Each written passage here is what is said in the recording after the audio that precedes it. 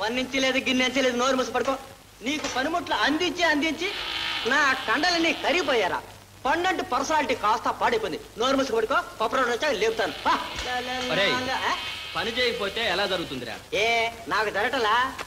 నీకు నాకు జరుగుబాటు మన ప్రతిభ వల్ల కాదురా, ఆ సుందరం గారి మంచితనం వల్ల.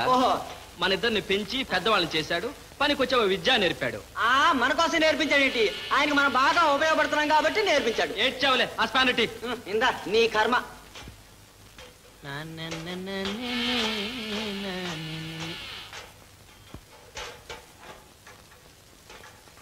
రాము ఏడి ఏడీని అడుగుతున్నా. అదే ఎక్కడా అని వెతుకుతున్నా. నా మొహంలో వెతుకుతున్నావా? సరిగా చెప్పు.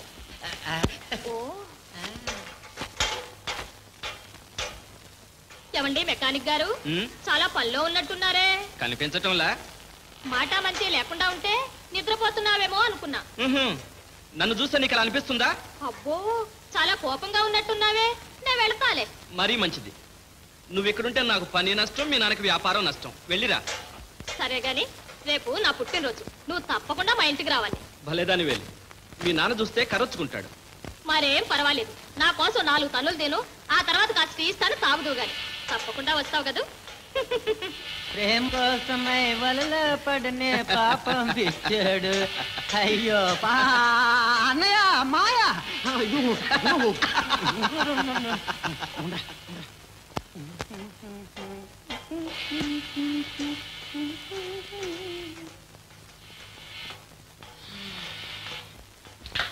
లక్ష్మి, లక్ష్మి, ఇదిగో కనకమ్మ, వెళ్ళి అమ్మగారిని రమ్మను. జయంతి అమ్మాయి ఇలారా. ఏం నాన్న? రేపు నీ బర్త్డే కదూ, ఈసారి నీకు ఎంత మంచి ప్రెజెంట్ తీసుకొచ్చానో తెలుసా? ఏమిటి నాన్న? చూడమ్మా, మీ ప్రసాద్ బాబు టెలిగ్రామ్ ఇచ్చాడు, చూసుకో. లక్ష్మి, లక్ష్మి.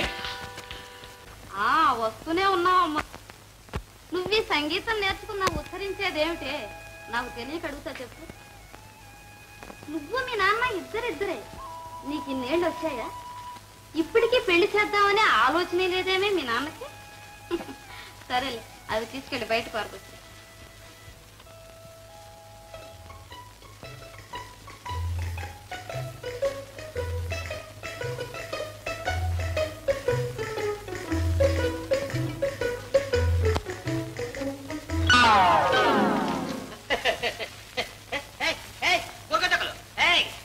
అద్దిబాకే కాకుండా నెత్తి మీద కూరగాయ తొక్కలు వేస్తారా? ఉండండి, మిమ్మల్ని ఇప్పుడే ఖాళీ చేశాను. పరంధావయ్య, ఓయ్ పరంధావయ్య, ఓయ్ పరంధావయ్య. ఆయన అలా అరుస్తాడేమిటి? ఇంట్లో కూడా వచ్చాడే. అద్దె వలేదని నాన్న మాట అంటున్నాడమ్మా. అవును మరి, అద్దె ఉన్నప్పుడు అనరా ఏమిటి? మంచి మాట అన్నారు. అక్కయ్య గారు, మీరు ఒక్కసారి బయటకు వస్తారా? కాస్త మాట్లాడాలి. ఏమంటున్నాడు?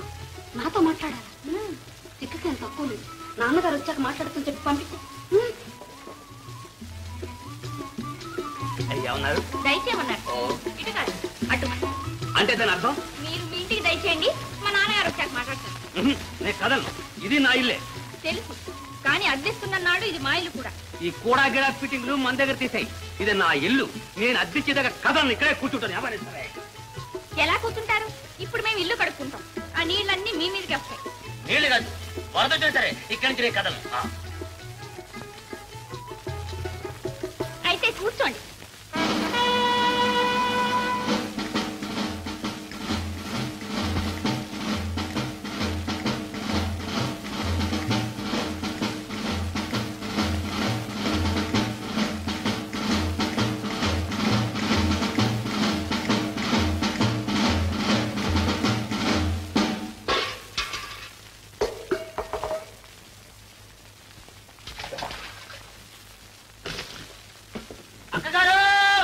నీకేమైనా బుద్ధి ఉందా లేదా? ఎన్నిసార్లు చెప్పాలి? కొద్దిగా పెద్ద చిన్న తేడా లేకుండా పోతుంది. చిత్ర, నిన్నే లోపల. మరి మెట్ట మీద తిష్ట వేసి కూర్చున్నారే? ఆయన కూర్చున్నారు, నువ్వు లోపలికి రా.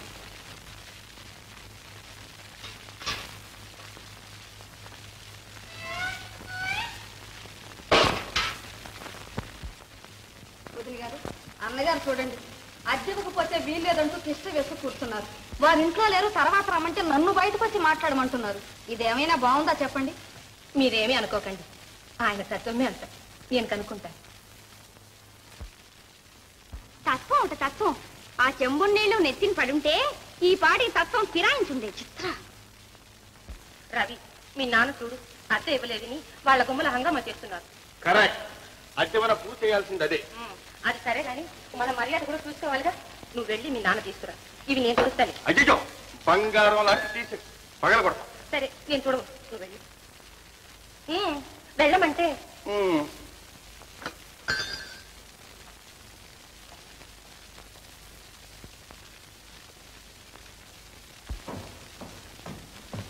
నానా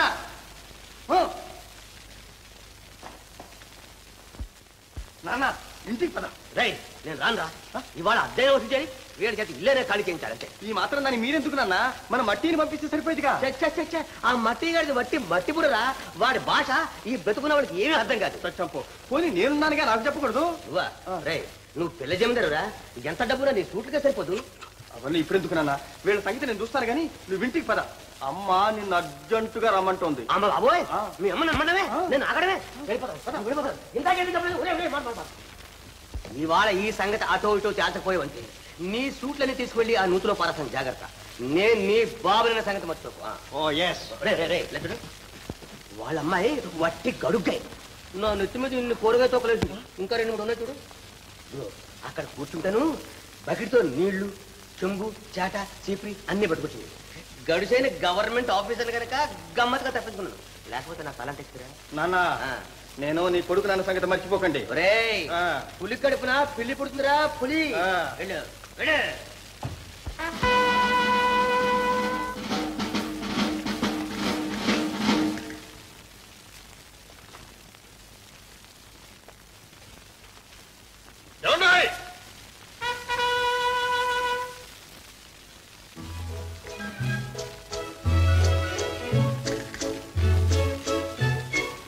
అయ్యగారి వల్ల కాలేదు, ఇక అబ్బాయి గారు వచ్చారన్నమాట.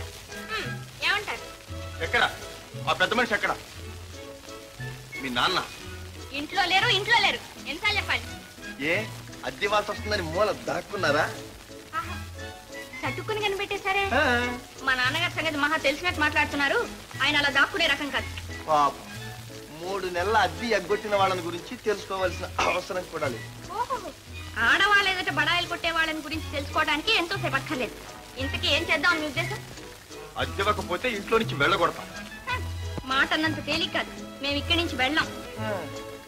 ఉండండి, అయితే కోర్టు వాళ్ళు వస్తారు, మెడబెట్టి గెట్టుతారు. అయితే ఇక్కడెందుకు కేకలు? కోర్టుకే వెళ్ళండి. 2 రోజులు పోతే అది తెలుస్తుంది. 2 రోజులు పోయాకెందుకు? ఇప్పుడే వెళ్ళండి. మీ నాన్నని సాయం తీసుకెళ్ళండి. ఇదిగో ఒళ్ళు దగ్గర ఉంచుకుని మాట్లాడు.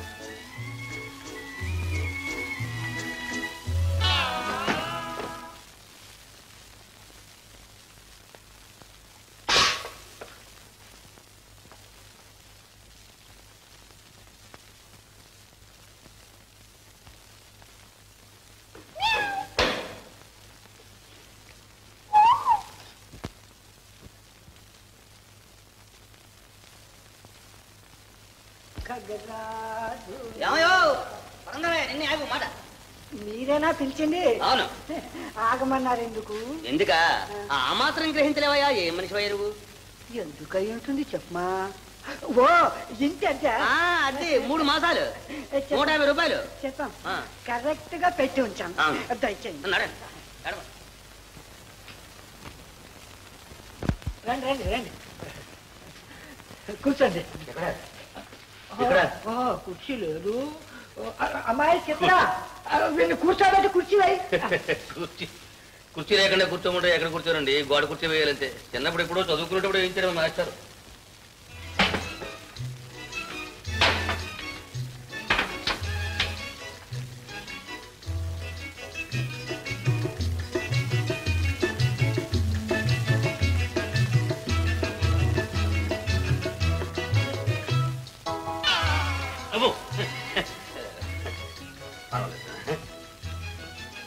ఆ పైకి మీరు తీసుకువెళ్ళారుగా. నేనెప్పుడు తీసుకెళ్ళాను చెప్పమా. తీసుకెళ్తే ఆ అద్దె బాకీ అలాగే ఉండిపోయిందే. ఏమో ఎందుకు ఉండిపోయిందో నాకేం తెలుసు. చిత్ర నా తల వేడెక్కిపోతుంది. నువ్వు చెప్పు మీ నాన్నకి. నాన్న నీ జ్ఞాపకం లేదు, నువ్వేగా తీసుకెళ్ళింది. తీసుకెళ్తే ఏం చేశాను చెప్పమా? వీధిలో పారేయలేదు కదా. మీ అమ్మ అలాగే అంటుంటుంది. నా మీద ఏదో ఒక నెపం వేయకపోతే మీ అమ్మకు తోచదు. ఏమన్నారు? ఏమన్నాను? అమ్మా నువ్వు ఊరుకోమ్మా. నాన్న నువ్వు పైకని తీసుకువెళ్ళావు, లేకపోతే నా వేణెలా తెచ్చావు? సరిగ్గా జ్ఞాపకం వచ్చింది. అలా అలా చెప్తూ ఉండమ్మా, లేకపోతే మీ అమ్మ పెట్టే యాతలకి ఈ పాటికి అరణ్యాల పాలు కావాల్సిందే. ఏమన్నారు? నేను పెట్టే యాతలక? నువ్వు ఊరుకోమ్మా. ఎవరితో మొదలిడు నాటిందిన్నా తిరిగితే తిన్నా, నాటిందిన్నా తిరిగితే తిన్నా, నాటిందిన్నా తిరిగితే తిన్నా, తిరిగిదిన్నా. ఏమన్నా మీ డబ్బు ఉందే, డబ్బు ఖర్చు పెట్టేశాం. మంచి పని చేశారు. ఈ కబురు చెప్పడానికా ఇన్ని మెట్లెక్కించి తీసుకొచ్చారు? ఏమండో ఈ ఫిట్టింగ్లు మన దగ్గర కుదరవు. ఇస్తారా? డబ్బు ఇవ్వండి, లేదా ఇల్లు ఖాళీ చేసి బయటికి పోండి. దండం పెడుతుంటా దొరా. ఏరా పెట్టి బేడకు తయారయ్యావు, మఖం మార్చేస్తున్నావా? ఓ మా దేశం పోతుండా దొరా. మరేమన్నా గాని 3 నెలల నుండి నౌకరీ చేస్తుండా మీ దగ్గర నుండి 1 రూపాయి సంపాదించలేకపోయా. ఎక్కడి నుంచి వస్తుందో రూపాయి? అద్దె వసూలు చేయడం చేత కాదు. నౌకరీ కావాలి. నౌకరీ ఎందుకు వచ్చావు? నౌకరీకి కడుపు కోసం వచ్చిండా దొరా. అక్కడ మా ఆడది తిండికి లేక చస్తుండానని పత్రం రాయిస్తే ఈ దొరవరు 40 రూపాయలు ఇచ్చిండు. ఇకనే పోతుండా దొరా. సరిగ్గా జ్ఞాపకం వచ్చింది. అలా చెప్తూ ఉండాలి. మీకు 40 రూపాయలు ఇచ్చాను కదూ, లెక్క సరిపోయింది. లెక్క ఎక్కడికి పోతుందండి? లెక్క ఎక్కడికి పోదు కానీ మీరెక్కడికండి పోతున్నారు. కూర్చోండి. ఈ విధంగా మీరు 40 రూపాయలు ఇచ్చారా? ఇచ్చాను. సరే పద పోలీస్ స్టేషన్. ఎందుకు? ఆ 40 రూపాయలు నాకు ఇవ్వలేదు, వాడు తీసాడు. మీ చేతికి ఇవ్వమని ఇవ్వలేదు. అతని భార్య తిండి లేక బాధపడుతూ ఉంటే చేతిలో డబ్బుంది కనుక ఇచ్చేసాను. మంచి పని చేసావు. మరి ఇంత గొంతు చించుకుని అడుగుతుంటే నాకెందుకు ఇవ్వయ్యా? మీ భార్య తిండి లేక బాధపడటం లేదుగా. మీ అద్దె 4 రోజులు ఆలస్యమైనా పర్వాలేదు. ఇకనే పోతుండా దొరా. ఆ 40 రూపాయలు అద్దెలో మినాయించుకోండి. అలాగే వెళ్ళు. నిజంగా మినాయించుకుంటావా? ఏం మినహాయించుకుంటే గుండె పగల్చేస్తాను. అయితే ఇస్తాను. ఎప్పుడు ఇస్తాను? 1వ తారీఖు ఇస్తాను. రేపేగా 1. రేపే ఇస్తాను. అయితే రేపే వస్తాను. నువ్వు వస్తావా? నన్ను రమ్మంటావా?